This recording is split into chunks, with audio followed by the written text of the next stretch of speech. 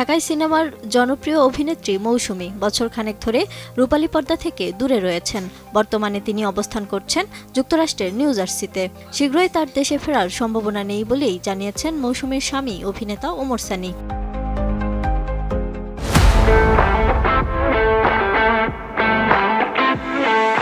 দেশের একটি গণমাধ্যমকে দেয়া সাক্ষাৎকারে সানি বলেন, এখনই দেশে ফিরছেন না মৌসুমী। তার মায়ের শরীরটা ভালো যাচ্ছে না, তাই নিজের মাকে সময় দিচ্ছেন তিনি।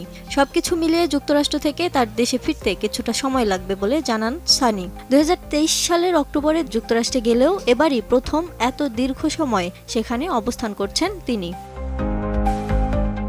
অভিনয়ে ফেরার সম্ভাবনা নিয়ে ওমর সানী বলেন, মৌসুমীর আর অভিনয়ে ফেরার ইচ্ছা নেই। শোবিজে এখানকার পরিস্থিতি দেখার পর সে বলেছেন, আমি ভুলে যেতে চাই আমি মৌসুমী ছিলাম। কারণ তার মতে ভালো অভিনয় শিল্পীদের নিয়ে ভালো কাজ তৈরি করবে এমন ভাবনা বর্তমানে বেশিরভাগ নির্মাতাদের ভেতরই নেই।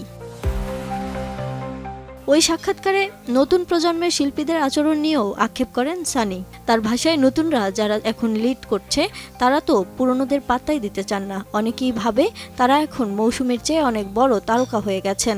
নতুনদের ভেতর সৌজন্যবোধের ঘাটতি খুব স্পষ্ট। তবে এসব নিয়ে তিনি আর মনোযোগ দিচ্ছেন না বলেও জানান। বলেন, ক্যামেরা থেকে যতটা দূরে থাকা যায় ততটাই ভালো। অভিনয়ের পাশাপাশি সঙ্গীত ও পরিচালনাতেও সরব ছিলেন মৌসুমী।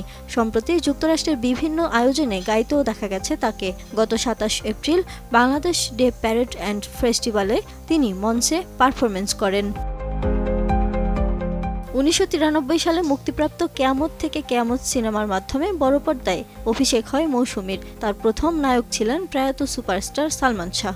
শুরুর দিকে তাদের জুটিতে একাধিক জনপ্রিয় ছবি মুক্তি পেলেও পরে দুজনেই আলাদা আলাদা কাজ শুরু করেন। দীর্ঘ ক্যারিয়ারে মৌসুমী উপহার দিয়েছেন বহু সুপারহিট সিনেমা, পেয়েছেন জাতীয় চলচ্চিত্র পুরস্কার সহ বহু সম্মাননা।